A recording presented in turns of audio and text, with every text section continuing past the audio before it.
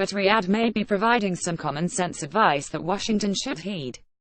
By taking steps to highlight the need for the West and its Arab allies to start addressing Iran's successful drive for regional autonomy, the Saudis are trying to alert a Trump administration that is hostile to Iran, but asleep at the wheel when it comes to developments in Syria and Lebanon because of its infatuation with Russia, that it's time for a wake-up call.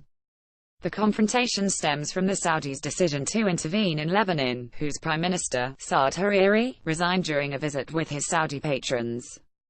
This may have been the result of Saudi pressure or a genuine desire to rid Lebanon of the Hezbollah terrorist movement that dominates the country.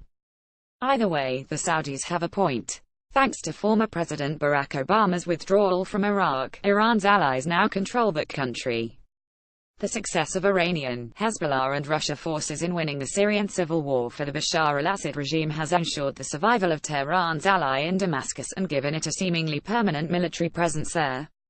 November 23, 2017, 1:51 p.m. It has been 38 years since the signing of the Israeli-Egyptian peace treaty, most famously evoked by the three-way handshake on.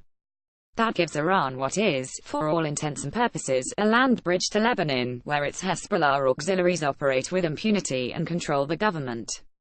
Emboldened by wealth from the nuclear deal it struck with Obama, and strengthened by the acquiescence of the Russians, who stepped into the vacuum Obama left when he failed to make good on his red line chemical weapons threat to Assad, Iran is now on the brink of becoming the dominant power in the region. The Saudis aren't the only ones worried. Iran's presence in Syria and its renewed alliance with Hamas in Gaza give it the potential to launch a three-front war on Israel.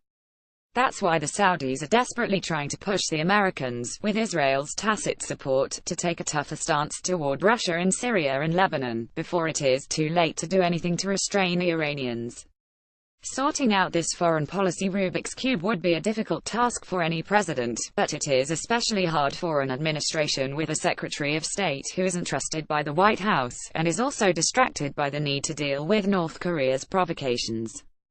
But though Washington would prefer to ignore the alarm about Iran that the Saudis are sounding, it's high time that President Donald Trump start thinking about the inherent contradiction between his justified hostility to Tehran and his apparent crush on Vladimir Putin's regime. The confrontation may be part of Saudi Crown Prince Mohammed bin Salman's purge of potential rivals, as he has begun to take the reins of power in Riyadh.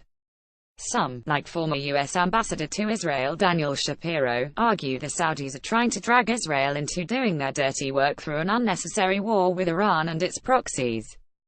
The fear is that Iran could distract the U.S. from a dubious, outside-in strategy, in which Riyadh will bribe or pressure the Palestinian Authority into finally making peace with Israel, even though there is little reason to think such a plan could succeed. But both the Saudis and the Israelis understand that the U.S. must stop outsourcing Syrian policy to the Russians, the one example of Trump following rather than rejecting one of Obama's failed policies. The result is a disaster, as the Israelis learned when the U.S. recently signed off on a ceasefire that could put Iranian and Hezbollah forces close to the border with a Jewish state.